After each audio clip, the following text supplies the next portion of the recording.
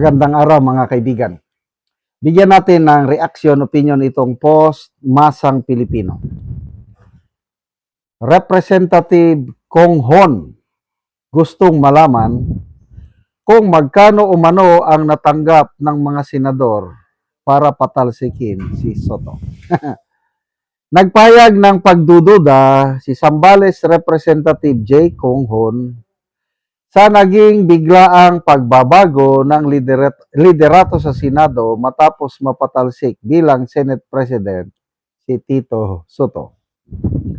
Ayon kay Konghon, kung susundin umano ang lohika ni Amy Marcos na may kapalit na pera, proyekto o pabor ang bawat boto ng mga mambabatas, dapat ding itanong kung ano ang naging kapalit sa pagbuo ng bagong Senate majority.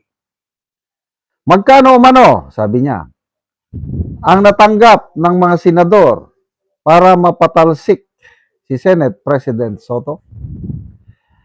Ano ang mga ipinangako? Anong mga proyekto ang inalok? Yan ang pahayag ni Konghon. Binanggit din ni Konghon na mahalagang malaman kung sino umano ang tunay na makikinabang sa naging pagpapalit ng liderato ng Senado. Ipinapakita na naging pahayag ng kongresista na lalo pang umiinit ang usapin sa Senado kasabay ng mga aligasyon ng pamumulitika at posibleng transaksyon sa likod ng mga pagbabago ng kanilang pamunuan. Okay. Unang comment ko dito is, marami talagang ninervyos, natakot, nangamba sa pagpalit ng leadership sa Senado. Ang mga umamin yan, si Congressman Joel Chua. May nabasa akong post, sabi niya, of course, ninervyos kami. But then, itinuloy ang botohan, nanalo pa rin, 255, ninervyos. Sino pa? Si Congressman Puno ng National Unity Party. Merong post na nabasa ko na, hindi, interview pala ito ni Karen Davila kay Congressman Puno na parang alanganin na daw. Alanganin na,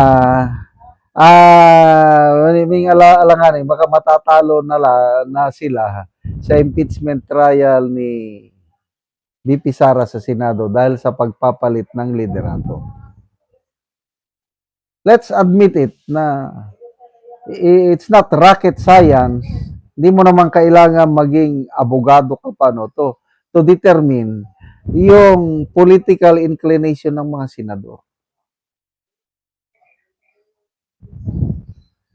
Klarong-klaro na yung bagong majority senators, yung 13, ay mga kaibigan lahat yan ng mga Duterte. Kaya ganito yung reaction nila.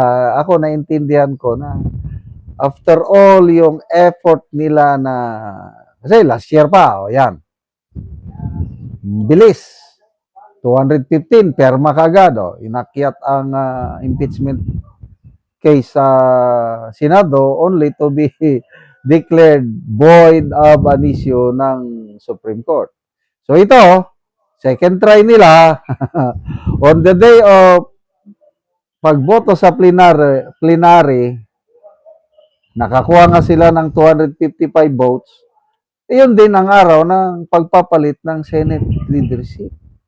Na very clear na alanganin na yung impeachment ni VP Sara, yung kanilang paninira na hindi na daw matutuloy, ibabasura na daw kaagad. That's the narrative ngayon. No, sabi ni Senator Cayetano sa kanyang Facebook Live.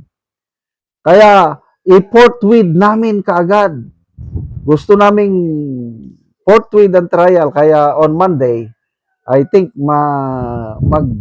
manumpa na, i-convene na nila yung impeachment court. Kaya lang, after ng convening, nagpadala pa ng mga summon, after mga 1 or 2 weeks, saka masimulan ng trial. Forthwith na nga, mabilisan na. Bakit? Alam na natin, Kaya ito, kung ano-ano na lang ang ano-ano na lang naisip Congressman Conghon, well, karapatan niya yun.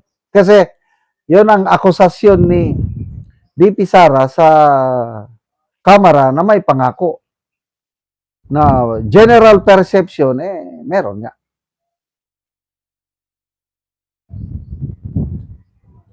Kahit wala tayong ebidensya, perception lang court of public opinion, marami ang naniniwala na may pangako, kaya maraming pumirma.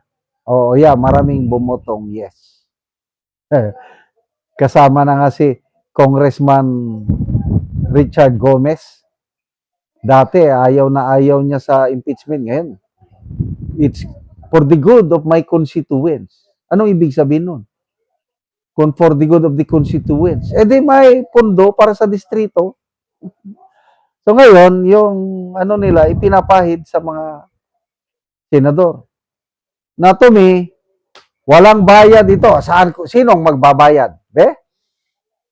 Duterte, hirap na nga sila sa siging kabiyahe sa The Hague, Netherlands. Gumagastos ng malaki ang Duterte family. Tapos magbayad pa sila ng mga senador na boboto kay SP Cayetano para organic. Sila na lang organic ang pagmamahal ng mga senador. Of course, sa bayan, mauna sa bayan. Then, pangalawa, sa impeachment trial, maging patas sila. Kailang alam nitong mga Brave 13 na walang sapat na basihan o ebidensya laban kay VP Sara. So, magkano ang bayad? Ang Diyos nakakaalam kung sino ang nakatanggap ng mga milyones. Grabe. 20,000 cash ata, Kaya, merong isang kongresista na bilib ako nung una, Congressman Eli San Fernando, mga kawanggawa, mga workers, bumoto ng yes. Sabi niya, hindi ako takot mawalan ng boto. Basta, bumoto siya ng yes. Akala ko nung una, ba't sige na lang. Karapatan niya yan kung anong boto niya. So, hindi ako naniniwala na nabayaran ng pera yung brave 13 senators. Sila yung may paninindigan, prinsipyo at pagmamahal sa bayan. Hindi nababayaran ng pera. Salamat mga kaibigan sa inyong pagsubaybay sa channel na ito. Nakakatulong kayo ng malaki sa tribong talandig ng Bukidnon. Dahil ang sweldo natin sa channel na ito is pantulong po sa tribo. Namimigay tayo ng libreng yero at pako para makapagpatayo sila ng mas maayos na tirahan. Panoorin nyo ang video na ito. Hello mga ka-viewers, live to karon mo ni si Ate mo Tagalog Yero. So mo ni ang ato pa ni Ate.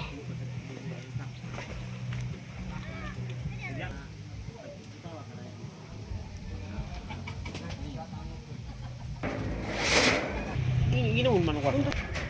Dari kap.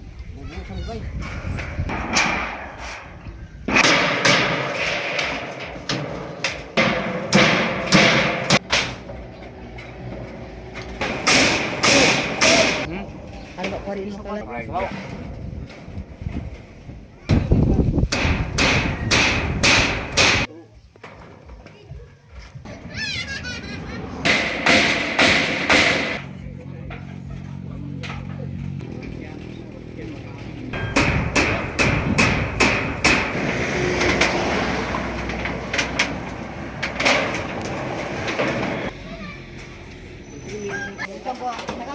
Ibabak. Ano ang nagansang tanipit sa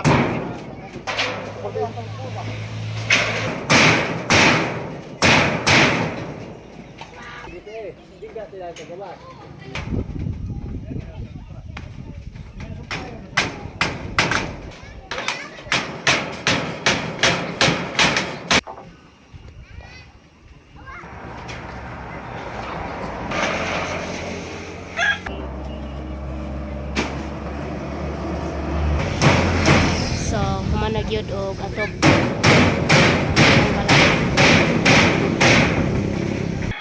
Ug karon natin unsa yung masulti nga nahumana og atop ang inyong balay.